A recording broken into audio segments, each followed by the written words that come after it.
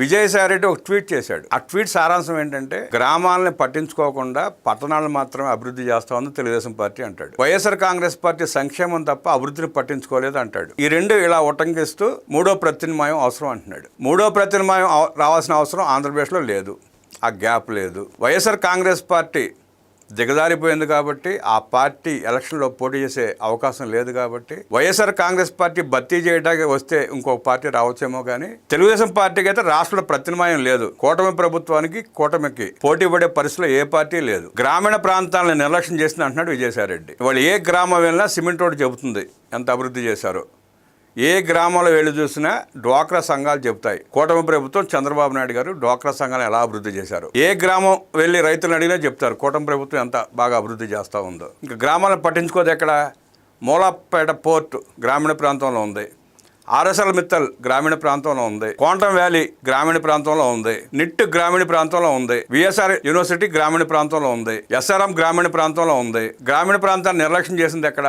మహిళాభివృద్ధికి సాధికారతకి తెలుగుదేశం తోడ్పడి ఆ మహిళలను అభివృద్ధి చేసి వాళ్ళ మహిళా పారిశ్రామికతలను తీర్చిదిద్దుతుందంటే అంతా గ్రామీణ ప్రాంతాల నుంచే. ఎంఎస్ఎంఈ పార్కులన్నీ గ్రామీణ ప్రాంతాల్లోనే ఉన్నాయి. ఆయన ఎందుకు ఎవరి కోసం మాట్లాడాడో తెలియని పరిస్థితి. వైఎస్ఆర్ కాంగ్రెస్ పార్టీ సంక్షేమానికి పరిమితమైంది అంటున్నాడు. 10 లక్షల కోట్ల రూపాయలు అప్పులు చేసి 2,60,000 కోట్ల రూపాయలు మాత్రమే ప్రజలకు పంచి మిగతా డబ్బులు ఏం చేశాడో ఎక్కడ దిగమింగాడో చెప్పకుండా సంక్షేమ కార్యక్రమాలు చేసిన అంటున్నాడు ఆయన. జగన్మోహన్ రెడ్డి తన కుటుంబ సంక్షేమం కోసం లక్షల కోట్ల రూపాయలు దాచుకున్నాడు తప్ప ఏ పేదవాడికి సంక్షేమ కార్యక్రమం చేసిన పరిస్థితి లేదు. కూటమి ప్రభుత్వం వచ్చిన తర్వాత 67 లక్షల మంది విద్యార్థులకి 15,000 రూపాయలు చొప్పున ఇస్తే అదే జగన్మోహన్ రెడ్డి 42 లక్షల మందికి మాత్రమే ఇచ్చాడు. జగన్మోహన్ రెడ్డి 3,000 రూపాయలు ఇస్తే చంద్రబాబు నాయుడు గారు 4,000 రూపాయలు పెన్షన్ ఇస్తున్నారు. 6,000 ఇస్తున్నారు, 10,000 ఇస్తున్నారు, 15,000 ఇస్తున్నారు. సంక్షేమం అభివృద్ధి రెండు కలిపి స్పీడ్గా నిర్వహిస్తూ ఉంటే విజయసాయిరెడ్డి లాంటి వాళ్ళు ఎవరిని కాపాడటం కోసం ప్రత్యామ్నాయం అంటున్నాడు ఆయనకే తెలియాలి. గతంలో ఇలాగ జయప్రకాష్ నారాయణ గారి చేత పార్టీ పెట్టించి వైఎస్ రాజశేఖర ఎలా లబ్ధి పొందాడో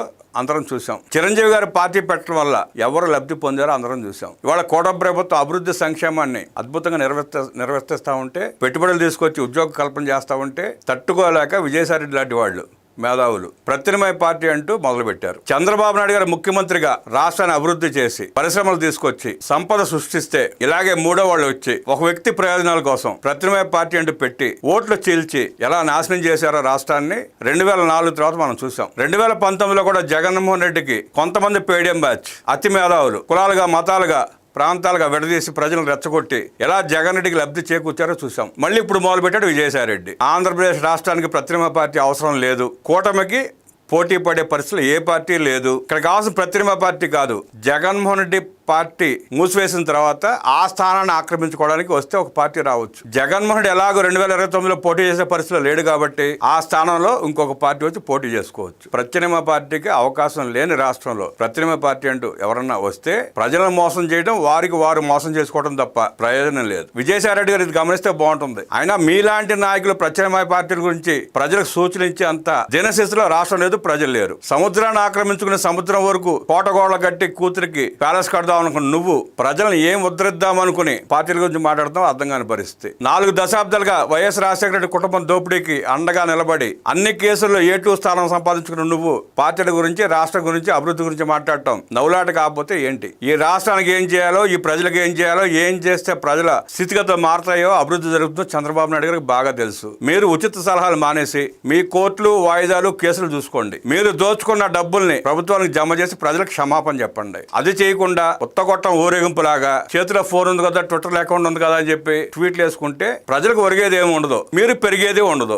వీక్షకులకు స్వాగతం, నమస్కారం. నిన్న ముఖ్యమంత్రి చంద్రబాబు నాయుడు గారు సిఐఏ సమ్మిట్లో పాల్గొనేందుకు ఢిల్లీ వెళ్లారు. ఆ వెళ్లడాన్ని హేళనగా చేస్తూ వక్రాక్షిలో ఒక వ్యాసం రాశారు. ఇప్పటికి చంద్రబాబు నాయుడు గారు 30 సార్లు ఢిల్లీ వెళ్లారు, ఏం సాధించారో, రాష్ట్రానికి వనగురింది ఏంటి అంటూ ప్రశ్నించారు. 35 సార్లు ఢిల్లీ వెళ్ళినా జగన్మోహన్ రెడ్డికి మళ్ళీ తన కేసుల గురించో, తన బెయిళ్ల గురించో బ్రతిమాలుకోవడానికో, సిబిఐ విచారణ వేగవంతం కావకుండా ఆపుకోవడానికి వెళ్ళాల. పరిశ్రమలు తీసుకురావడానికి, పెట్టుబడులు తీసుకురావడానికి, కేంద్రం నుండి రాష్ట్రానికి రావాల్సిన నిధులు తెచ్చుకోవడానికి ఆయన అన్నిసార్లు వెళ్లారు. నిన్న కూడా సిఐ సమ్మిట్ లో పాల్గొనడానికి వెళ్లారు. ఈ 23 మాసాల్లో 23 లక్షల కోట్ల రూపాయలు పెట్టుబడులు తీసుకొచ్చారు. 10 లక్షల కోట్ల రూపాయలు పెట్టుబడులు గ్రౌండ్ అయినాయి.